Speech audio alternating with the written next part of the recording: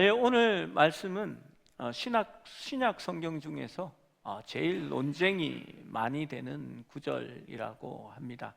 그래서 쉬운 말씀은 아니라고 하는데 실제로 가만히 들여다보면 문맥 가운데 그 뜻이 다 드러나는 것을 볼 수 있습니다. 2장 후반부에 보면 바울은 할례와 율법이 마음의 변화 없이 외적 형식으로 존재하는 것은 하나님 앞에서 아무런 유익이 없다라고 말했습니다. 유대인들도 율법을 가짐으로 구원을 얻는 것이 아니라 율법에 적힌 그 말씀대로 그 행위로 심판을 받을 것이기 때문에 하나님의 심판 앞에서는 유대인이나 유대인이나 로마인이나 차별이 없다라고 말씀했습니다. 마찬가지로 유대인이라는 표식인 할례도 마찬가지입니다. 여러분, 할례는 유대인으로 태어나면 남자아이를 8일 만에 그 성기의 표피를 잘라서 할례를 받게 하고요. 그것이 이스라엘 민족 유대인이라는 그러한 표식이 되어지는 겁니다. 그런데 바울은 외적인 할례가 하나님의 백성을 나타내는 것이 아니라 마음의 할례를 가져야 한다라고 말했습니다. 여러분, 이렇게 말을 하면 여러분, 유대인들이 기분이 좋겠습니까? 기분이 나쁘겠습니까? 모르겠습니까? 나쁘죠. 왜냐하면 자기들은 선민이고 아브라함의 자식이기 때문에 마땅히 구원을 받았고 자기는 하나님의 백성이라고 생각하는데 이방인처럼 너희도 똑같이 심판을 받는다라는 얘기를 들으면 좋은 기분이 들지 않을 겁니다. 그래서 유대인들은 반문할 수밖에 없습니다. 그 네 가지 질문에 대하여 바울이 오늘 적고 있는 겁니다. 그런데 바울은 아직 로마에 가지 않았습니다. 편지만 쓰고 있을 뿐입니다. 그런데 로마 사람들이 자신의 복음을 들으면 반대할 것을 어떻게 알고 그 유대인들의 반론을 적었을까요? 바울은 자기가 율법에 충실한 그러한 사람이었습니다. 예수님을 만나기 전에 자기도 그리스도인을 핍박하는 사람이었고 그들의 복음에 대하여 말도 되지 않는다라고 생각했기 때문에 유대인들이 반감을 가질 그리고 질문할 내용들을 미리 알고 있었습니다. 또 바울은 로마로 가기 전에 사도행전의 말씀을 보면 여러 소아시아를 다니면서 복음을 전합니다. 바울이 그 도시에 도착하면 먼저 유대인의 회당에 들러 말씀을 전하게 됩니다. 바울이 가르치고 바울이 전하는 그 복음 속에서 유대인들이 이 말씀을 들으면 어떤 말을 할 것인지 바울은 잘 알고 있고 경험했기 때문에 스스로 이 질문들에 대하여 본인이 언급하면서 대답하고 있는 것입니다. 첫 번째는 1절의 질문입니다. 1절에 그런즉 유대인의 나음이 무엇이며 할례의 유익이 무엇이냐라고 지적합니다. 전적으로 너무나 당연한 질문입니다. 바울이 앞서서 그와 같이 얘기한다면 아니 유대인들이 아무 유익도 없고 나음이 없는 것 아닙니까? 라고 되물을 겁니다. 바울은 여기에 대하여 범사에 많다라고 이야기합니다. 그리고 가장 중요한 긍정적인 한 가지만 들어서 말합니다. 이것이 유대인에게 부여된 최고의 특권임이 분명합니다. 우선은 그들이 하나님의 말씀을 맡았습니다라고 이야기합니다. 이는 구약 성경을 이야기하는 것입니다. 여러분, 이방인들은 천지를 창조한 어떤 신이 분명히 존재할지도 모른다라고 어렴풋하게 하나님에 대하여 알고 있었습니다.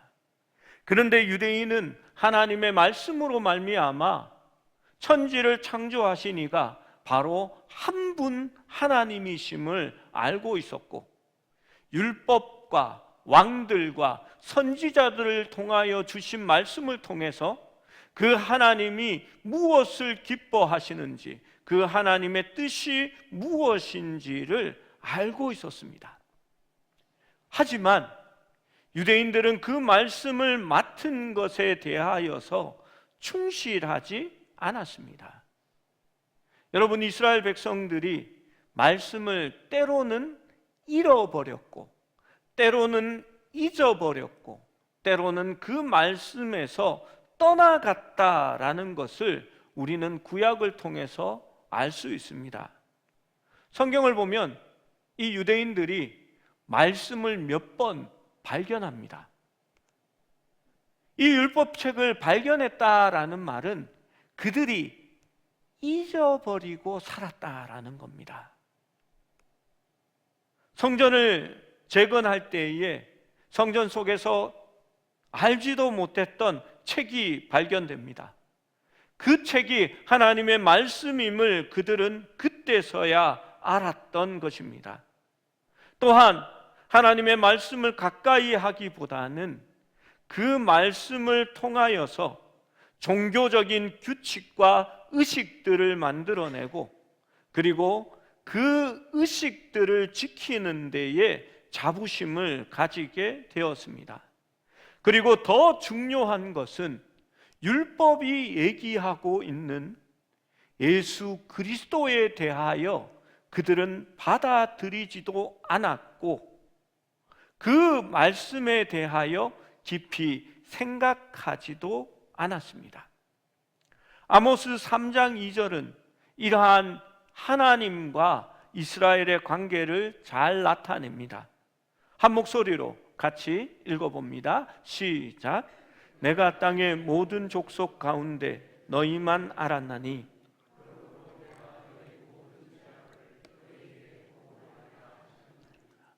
여기에서 하나님께서 땅의 모든 족속 가운데 너희만 알았다라고 이야기합니다. 여러분, 우리 하나님이 땅의 모든 족속을 하나도 모르고 이스라엘 족속만 알고 있었다라는 그런 뜻입니까? 아닙니다. 여기에서 알다라는 단어는 여러 번 말씀드린 것과 같이 친밀함과 관계를 나타냅니다. 예를 들어 신약 성경에서 예수님께서 교회에 대하여 말씀하실 때에 나는 내 양을 안다라고 말씀하셨습니다. 여러분, 무슨 뜻일까요? 예수님이 나는 염소가 어떻게 생겼는지, 나는 양이 어떻게 생겼는지 안다라는 그런 말은 아닙니다. 나의 백성, 내 교회, 내 자녀된 너희를 내가 알고 있고, 너희는 나의 백성, 나의 자녀라는 그 관계를 얘기하는 것입니다. 그런데 이스라엘은 그러지 않았습니다. 그들은 지금까지도 계속되고 있는 반역의 슬픈 역사 속에서 하나님과의 특별한 관계를 맺지 못했고, 그래서 아모스의 말씀처럼 내가 땅의 모든 족속 가운데 너희만 알았나니 그러므로 내가 너희 모든 죄악을 너희에게 보응하리라 하셨다라고 말씀하는 겁니다. 여러분, 저는 대학 다닐 때에 성경 말씀이 연애 편지와 같다라는 생각을 해보았습니다. 별로 좋아하지도 않는데, 생각하지도 않는데 우리 하나님은 계속해서 사랑의 편지를 그 백성들에게 보내고 있는 겁니다. 그런데 그 중에 일부는 그 편지가 좋았습니다. 내가 사랑받고 있는 것 같아서 그것을 받아들이기도 합니다. 그래서 내가 이렇게 많은 연애 편지를 받았다, 이렇게 두껍다라는 것을 늘 자랑하면서, 야, 내가 받은 거야, 너희들 이런 거 있어? 하고 자랑합니다. 그런데 그 연애 편지를 보냈던 당사자가 이제 와서 나랑 사귀자 할 때에 이스라엘이 어떻게 했는 것 같습니까? 나는 당신이 필요 없어. 나는 이 편지만으로 좋게. 그냥 편지만 있으면 되니까 당신은 사라지세요 라고 이야기한 겁니다. 여러분, 말씀을 맡았다면 그 말씀의 뜻이, 내용이, 그 의도가 무엇인지를 아는 것이 중요합니다. 그러나 이스라엘은 그 특혜를 놓쳐버린 겁니다. 두 번째로 질문은 어떤 사람의 믿지 않음이 하나님의 미쁘심을 패하겠느냐라고 묻는 겁니다. 여러분, 이스라엘 백성이 믿지 않으면 하나님의 신실하심도 소용이 없어지는 걸까요? 여기에는 이스라엘의 신실하지 못함과 하나님의 신실하심을 대조합니다. 여러분, 신실하다, 참되다라는 말의 뜻은 어떤 뜻일까요? 성경에는 그것이 하나님의 미쁘심이다라고도 표현됩니다. 여러분, 이스라엘이 믿지 않은 것은 구약의 말씀뿐만이 아니라 그 말씀 속에 약속된 메시아, 예수를 믿지 않은 것도 포함이 됩니다. 여러분, 바울의 대답은 너희가 하나님을 믿지 않는다고 해서 하나님의 미쁘심도 패하여지는 것이 절대 아니다라는 대답입니다. 여기 3절에 대한 질문에서 4절에 대답이 나올 때에 3절의 미쁘심은 신실함으로 표현됩니다.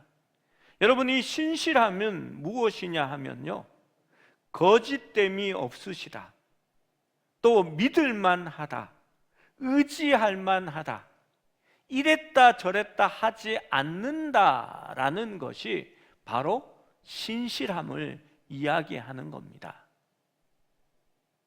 우리가 찬양할 때에 오 신실하신 주 이후로도 영원토록 나를 지키신다 약속하셨네 라고 말합니다. 변하지 않는다, 하나님은 바뀌시지 않는다, 믿을 만한 분이다 라는 겁니다. 이에 비해 인간은 거짓되다라고 말합니다. 이는 의지할 바가 못되고 두 마음을 품으며 신실하지 못한 존재로 지칭되는 것입니다. 바울은 하나님의 신뢰성과 일관성에 대한 그의 논지를 구체화하기 위해서 시편 51편 4절의 말씀을 오늘 인용하고 있습니다. 4절 말씀을 같이 읽어봅니다. 시작.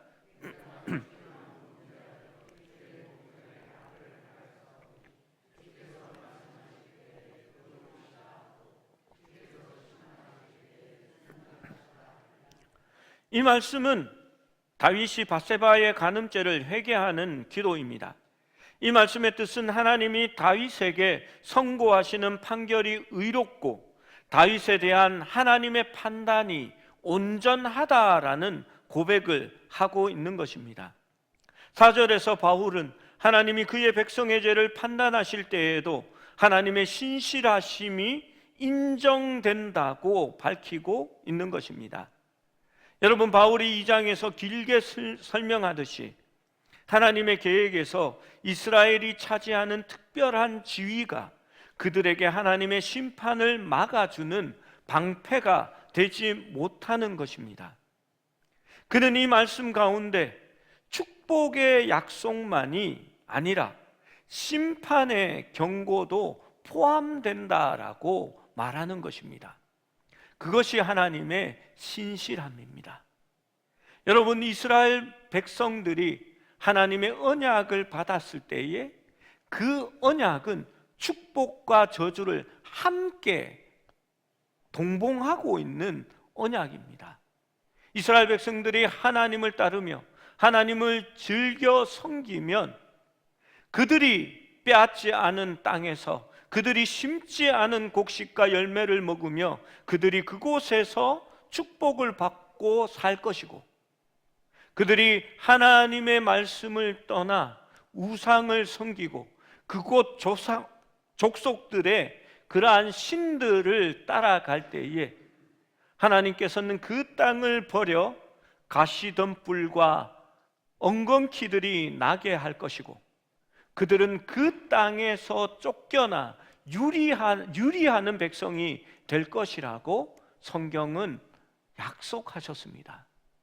여러분, 하나님이 신실하다라는 것은 여러분 축복만 하나님께서 지키신다는 의미는 아닙니다.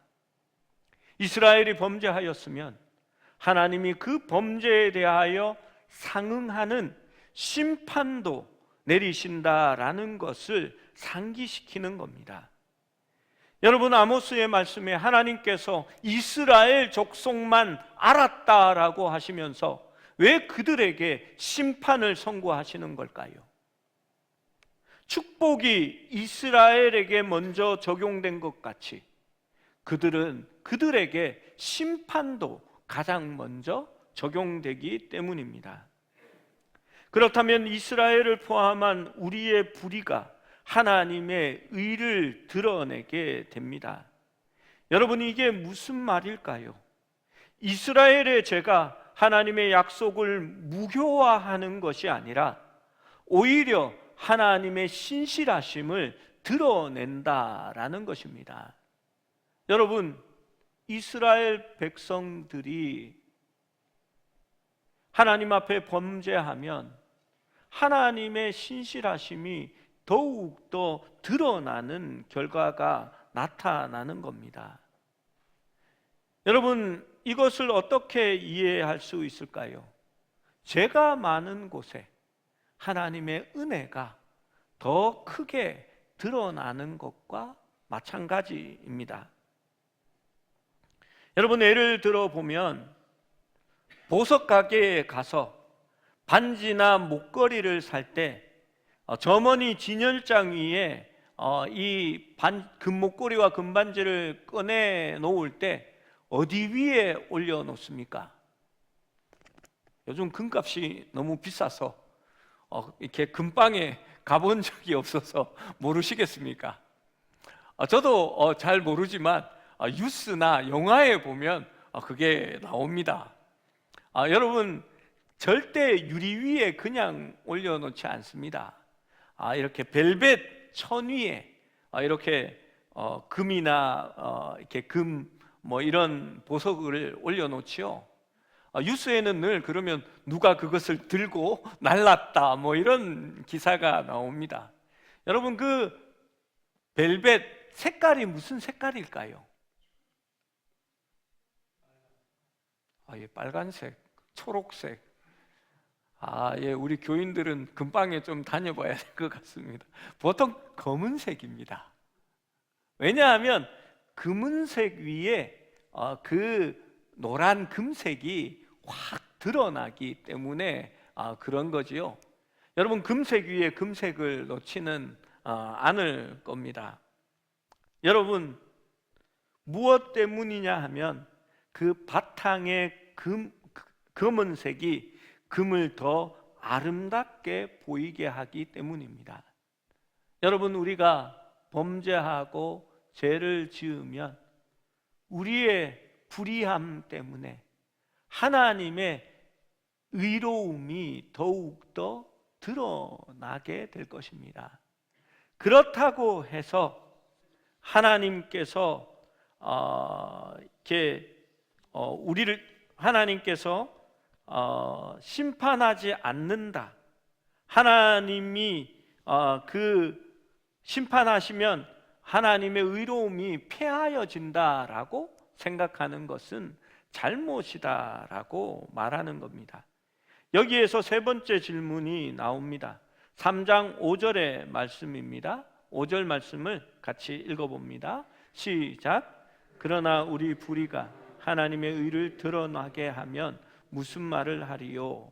내가 사람의 말하는 대로 말하노니 진노를 내리시는 하나님이 불의하시냐? 여기서 갈로 안에 내가 사람의 말하는 대로 말하노니 라는 말은 바울의 자신의 말이 아니라 다른 사람의 말을 옮기면이라는 뜻입니다. 여러분, 하나님이 그러면 진노하시며 하나님이 불의하신 것이냐? 이스라엘 백성에 대하여 말하는 겁니다. 하나님이 이스라엘 백성에 대하여 진노하시면 하나님이 불의하신 것이냐? 6절에서 바울은 결코 그렇지 아니하다라고 강하게 부인합니다. 만일 그러하다면 하나님께서 어찌 세상을 심판하겠느냐라고 말합니다. 즉 진노를 내리시는 하나님은 불의하지 않으십니다. 심판자로서 하나님의 정의에 의문이 제기된 만큼 바울은 절대적으로 하나님은 정의로운 분이라고 밝히는 것입니다. 여러분, 죄가 어떤 긍정적인 결과를 가져오든 하나님은 죄를 심판하는데 결코 불의하지 않으십니다. 하나님은 세상을 심판할 것이며 엄격한 공의로 심판하실 것입니다. 사람들이 내가 나쁜 일을 했지만 그것이 결국 유익했고 하나님의 의를 드러내었으니 그것은 잘한 것이다 라고 말하는 사람들이 있습니다. 여러분, 합력해서 선을 이루었다라는 말을 그런 식으로 해석하는 사람들도 있습니다. 신사참배를 한 문제도 여러분 그렇습니다. 지난주 제가 모이고 있는 독서 모임의 책이 김교신에 관한 책이었습니다. 여러분, 거기에서 김교신은 하나님 말씀에 대한 책을 써냅니다. 그리고 그것이 예배 드릴 수 없는 목회자가 없는 교회나 모임에 설교를 대신하는 것으로 그 책이 읽혀지고 큰 역할을 하게 됩니다. 김교신은 거기에 대하여 큰 자부심을 가졌고 그것이 자기의 사명이라고 생각했습니다. 그가 신사참배 앞에서 판단을 받을 순간이 되었을 때에 김교신은 이렇게 생각했습니다. 내가 만약 신사참배를 거부하다가 핍박을 받고 목숨을 잃으면 이것은 누가 담당하며 교회에 유익을 주던 이 사역은 없어질 것이 아닌가. 그래서 내가 잠시 신사참배를 하고 이 일을 계속하는 것이 하나님께 큰 영광이 된다라고 그는 그렇게 스스로를 합리화합니다. 그리고 그것을 위해서 일제가 운영하고 그 전쟁에 돈을 마련하기 위한 비료 공장의 관리자로 취직해서 그 일들을 하게 되는 것을 보게 됩니다. 여러분, 자기의 어떤 행동이 결과적으로 하나님께 영광만 되면 그것이 잘된 것이다, 하나님은 결코 심판하지 않는다라고 말할 수 있을까요? 바울은 절대 그렇지 않다라고 이야기하는 것입니다. 여러분, 그러한 일들이 우리 속에도 많이 있습니다. 때로는 교회 안에서 자식에게 목회직을 세습하는 것에 대하여 그러한 교회들은 이렇게 변명합니다. 새로 목사님을 뽑아봐야 그 목사님이 우리 교회에 대해서 잘 알지도 못하고 또 앞선 목사님의 철학을 이해할 수도 없으니까 그냥 아들을 뽑는 것이 우리 교회에 더 유익하고 하나님께 영광이 될 것 같다라고 이야기합니다. 새로 뽑아봐야 더 좋은 사람을 못 뽑을 것이다 라고 그들은 스스로 합리화합니다. 여러분, 과연 그럴까요? 교회는 자신의 것이 아닙니다. 교회는 목회자의 것이 아닙니다. 여러분, 하나님의 교회이기에 자신이 없어도 하나님은 그 교회를 지켜나갈 것이고 또 하나님의 사람 누군가를 보내어서 저는 이끌어 간다라고 믿습니다. 여러분, 내가 이렇게 해야만이 하나님이 영광 받으신다고 하면서 자기의 어떤 일들을 합리화하는 것을 바울은 결코 옳지 않다라고 얘기합니다. 여러분, 제가 처음 사역한 교회가 이렇게 교회에 갔을 때에 제가 고등부 전도사로 갔는데 아이들이 심각한 문제가 있었습니다. 뭐냐 하면 앞선 제 전임 목사님이 아이들을 수련회에 데려가고 수련회에 자신이 애언 기도를 해준다고 하면서 아이들을 하나씩 불러 꿇어 엎드려 기도하게 하고 본인이 손을 들고 이런 식으로 애언 기도를 해준 겁니다. 아, 네가 보이는구나. 아프리카의 검은 땅 위에 비행기에서 내려 그 땅에 입을 맞추는구나. 네가 그 땅의 복음을 위해서 수고하고 헌신할 것들을 나에게 하나님이 보여주신다. 그런 식으로 애언을 해준 겁니다. 그런데 그 애언이 한 명에게만 한 것이 아니라 고등부 아이들의 반은 다 선교사로 나간다고 그렇게 애언한 겁니다. 여러분, 그 애언이 진짜라고 믿으십니까? 하나님은 그런 식으로 예언하지 않습니다. 제가 그 목사님을 만났을 때에 따졌습니다. 목사님, 그렇게 거짓말로 아이들에게 부담을 지우는 게 아닙니다. 그 아이들이 목사님이 말한 그 말 때문에 그것을 하나님의 뜻이라고 생각하고 한평생 지고 살아야 하는 무거운 죄책감을 어떻게 하실 겁니까? 라고 제가 물었습니다. 그 목사님은 이렇게 얘기하셨습니다. 내가 이렇게 해서 그 아이들 중에 한 명이라도 선교사로 헌신하게 된다면 그것이 하나님이 영광 받으시는 일이고 하나님의 큰 일이 되지 않느냐고, 그게 유익한 거다라고 얘기했습니다. 여러분, 바울이 무엇라고 얘기합니까? 결코 그렇지 않다라고 얘기하는 겁니다. 우리의 불의함이 나중에 하나님 앞에 영광이 되었다고 해서 그것이 죄가 없느냐? 아니요. 그것은 거짓이요 죄악입니다. 반드시 자신이 책임져야 할 문제가 되는 것입니다. 하나님의 영광을 위해서 모든 것이 합리화되는 게 아닙니다.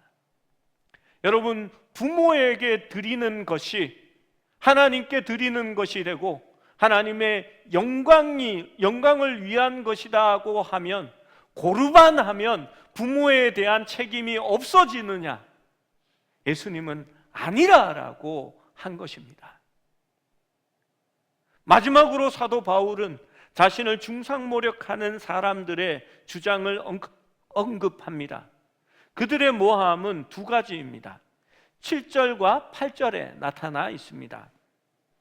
7절 8절 말씀을 함께 읽어봅니다. 시작. 그러나 나의 거짓말로 하나님의 참되심이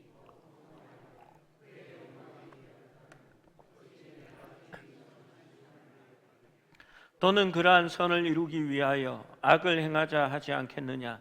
어떤 이들이 이렇게 비방하여 우리가 이런 말을 한다고 하니 그들은 정죄받는 것이 마땅하니라. 보시면 나의 거짓말로, 바울이 거짓말로 하나님의 참되심이 더 풍성하여 그의 영광이 되었다라면 바울이 죄인처럼 심판을 받지 않는다라고 얘기하거나 혹은 선을 이루기 위하여 악을 행하자라고 바울이 이야기했다는 겁니다. 그런데 여러분 8절 후반절에 이렇게 밝힙니다. 어떤 이들은 이렇게 비방하여 우리가 이런 말을 한다고 하니, 여러분 바울이 이 말을 했다는 겁니까? 안 했다는 겁니까? 안 했다는 겁니다. 안 했는데 바울이 이런 말을 한다고 비방하여 말한다라고 말하는 겁니다. 바울은 여기에 대하여 지금은 대꾸하지 않습니다. 자신이 한 말이 아닌데 대꾸할 필요가 무엇 때문입니까? 무엇이겠습니까? 바울은 단지 심판의 선언으로 대답합니다. 그들은 정죄받는 것이 마땅하니라. 바울은 네 번째 주장에 대하여 이런 방구도 하지 않고 정죄했지만 하나님의 언약 안에 있는 우리에게도 이러한 주장이 있기에 저는 조금 언급하려고 합니다. 물론 바울도 로마서 6장에 가서는 이 부분에 대하여 다시 설명합니다. 로마서 6장 1절 말씀을 보면 이렇게 말씀합니다. 그런즉 우리가 무슨 말을 하리요? 은혜를 더하게 하려고 죄에 거하겠느냐? 여러분, 죄란 하나님의 의를 더하게 한다는 이유로 그 죄를 지어도 된다라는 뜻은 아니라는 겁니다. 이런 태도는 하나님의 이름을 욕되게 하는 것이기 때문에 바울은 자신이 주장하지도 않았고 실제로 이렇게 말하는 것은 너무나 충격적인 일이었습니다. 여러분, 오늘날 우리 기독교인 사이에 진짜로 이러한 주장이 나타나고 있기 때문에 너무나 충격적입니다. 여러분, 이런 얘기 들어보셨죠? 우리는 그리스도 안에서 구원받았고 택한 족속이기 때문에 죄를 지어도 괜찮다. 하나님 심판하지 않는다. 하나님은 우리를 무조건 구원하신다. 그러니까 죄 좀 짓고 살아도 우리는 상관이 없다라고 말하는 사람들이 있습니다. 여러분, 죄에 대하여 너무나 담대한 사람들이 많이 있습니다. 제가 부대에서 만난 동기가 있었습니다. 제가 성경을 보자 이 친구가 좋아하면서 자기도 교회에 다니고 자기는 고등부 때에 고등부 회장이었다고, 학생회 회장이었다고 그렇게 얘기했습니다. 밥을 먹을 때도 기도하고 먹었습니다. 그런데 이 친구가 다른 부대원들과 이야기하면서 자신이 교회의 헌금을 상습적으로 어떻게 훔칠 수 있었는지, 교회는 바보라서 그것도 몰랐다라고 이야기하고, 자신이 교회 안에서 저지른 추악된, 정말 교회를 욕하는 것 같아서 제가 구체적으로 말씀을 드리지 못할 정도의 그러한 일들을 교회 안에서 행했고, 이 친구가 그것을 자랑 삼아 이야기하는 것을 들을 수 있었습니다. 그래서 제가 그 친구에게 이야기했습니다. 네가 그렇게 죄를 짓고 믿으면서도, 그리고 그것을 자랑하면서도 천국에 갈 수 있느냐라고 물었습니다. 그러자 이 친구가 이렇게 대답했습니다. 너 이단 아니야? 구원은 믿음으로 얻는 거지 행위로 받는 것이 아니야. 나는 예수님 믿어 라고 얘기했습니다. 여러분, 맞는 말일까요? 교회 안에 사실 이러한 생각들이 너무나 팽배합니다. 나는 구원 얻었으니 죄를 지어도 상관없다라고 생각하고 그 죄는 예수님께서 다 용서해 주신다라고 이야기합니다. 여러분, 구원받았습니까? 아멘. 언제 받았습니까?